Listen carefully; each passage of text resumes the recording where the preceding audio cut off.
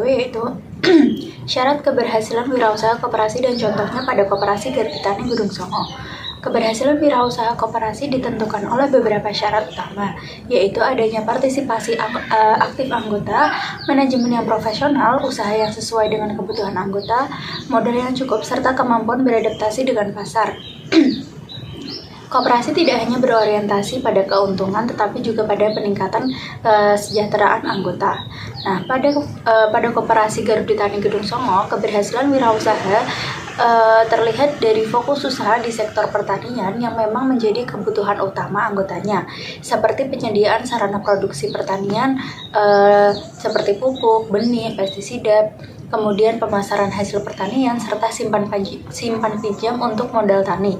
Partisipasi anggota cukup baik karena anggota tidak hanya sebagai pemilik, tetapi juga sebagai pengguna jasa koperasi. Selain itu, koperasi ini menjalin kerjasama dengan pihak lain untuk memperluas akses pasar dan permodalan, sehingga usaha koperasi dapat berjalan berkelanjutan. Kemudian menjawab pertanyaan yang B, penyebab kegagalan wirausaha koperasi. Kegagalan wirausaha koperasi umumnya disebabkan oleh rendahnya partisipasi anggota, manajemen yang lemah, kurangnya transparansi, modal terbatas, serta usaha koperasi yang tidak sesuai kebutuhan anggota. Nah, selain itu, minimnya inovasi dan kemampuan bersaing dengan pelaku usaha lain juga menjadi faktor kegagalan. Jika hal-hal tersebut terjadi pada koperasi pertanian seperti Koperasi Gardu Tani Gunung Songo, maka koperasi beresiko kehilangan kepercayaan anggota, usaha tidak berkembang, dan akhirnya koperasi menjadi tidak aktif. Selanjutnya, menjawab nomor 2A, peran UMKM dalam perekonomian Indonesia. Nah, UMKM memiliki peran yang sangat penting dalam perekonomian Indonesia. UMKM menjadi penyerap tenaga kerja terbesar, mengurangi pengangguran, serta menjadi sumber pendapatan masyarakat. Selain itu, UMKM berkontribusi besar terhadap produk domestik bruto atau PDB dan menjadi penopang ekonomi nasional, terutama saat krisis ekonomi. Nah, UMKM juga berperan dalam pemerataan pendapatan dan pengembangan ekonomi daerah. Dalam konteks koperasi seperti Koperasi Gardu Tani, UMKM pertanian yang tergabung sebagai anggota koperasi membantu memperkuat ekonomi pedesaan dan meningkatkan kesejahteraan petani. Kemudian menjawab pertanyaan yang B, kelebihan koperasi dan UMKM dibandingkan PT dan CV. Koperasi dan UMKM memiliki kelebihan dibandingkan perusahaan berbadan hukum seperti PT dan CV. Antara lain modal awalnya yang relatif lebih kecil, prosedur pendirian lebih sederhana, serta hubungan yang lebih dekat dengan masyarakat. Koperasi memiliki keunggulan dalam prinsip kekeluargaan dan gotong royong, di mana keuntungan dibagikan dalam bentuk sisa hasil usaha atau SHU secara adil kepada anggota.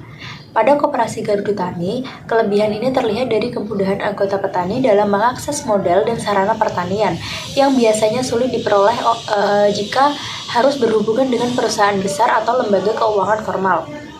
Kemudian, permasalahan yang dihadapi UMKM saat ini. UMKM saat ini menghadapi berbagai permasalahan seperti keterbatasan modal, akses pembiayaan yang sulit, rendahnya kualitas SDM, minimnya pemanfaatan teknologi, serta kesulitan pemasaran.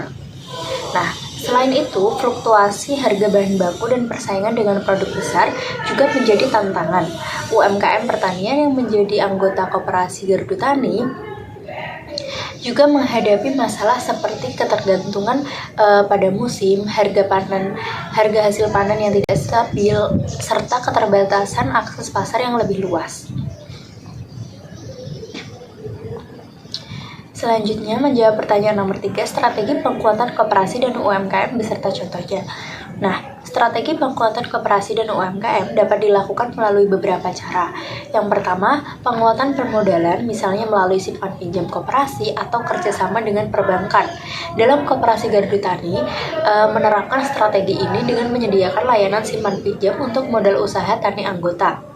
Nah, untuk yang kedua yaitu peningkatan kualitas SDM melalui pelatihan manajemen, kewirausahaan, dan teknologi pertanian.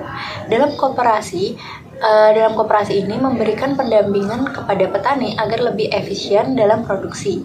Selanjutnya, ketiga, Penguatan pemasaran dan jejaring usaha seperti kerjasama dengan pengepul, pasar modern, atau lembaga lain. Pada koperasi gardu tadi, mereka berupaya memasarkan hasil pertanian anggota secara kolektif agar memiliki daya tawar yang lebih tinggi. Nah, selanjutnya yang keempat yaitu nomor 4, tujuan penilaian koperasi dengan metode pemeringkatan. Tujuan penilaian koperasi dengan metode pemeringkatan ini adalah untuk mengetahui tingkat kesehatan dan kinerja koperasi, mendorong koperasi agar dikelola secara profesional, meningkatkan kepercayaan anggota dan mitra, serta menjadi dasar pembinaan dan pengambilan kebijakan oleh pemerintah. Kemudian selanjutnya yaitu prinsip pengukuran kinerja koperasi di Indonesia. Nah, pada pengukuran kinerja koperasi di Indonesia dilakukan berdasarkan prinsip akuntabilitas, transparansi, keadilan, dan keberlanjutan. Penilaian tidak hanya dilihat dari aspek keuangan, tetapi juga aspek organisasi, manajemen, kepatuhan terhadap prinsip koperasi, serta manfaat ekonomi bagi anggota. Nah, kemudian contoh koperasi yang telah dinilai dengan metode pemeringkatan. Di sini saya sebagai contohnya yaitu koperasi gardu tani.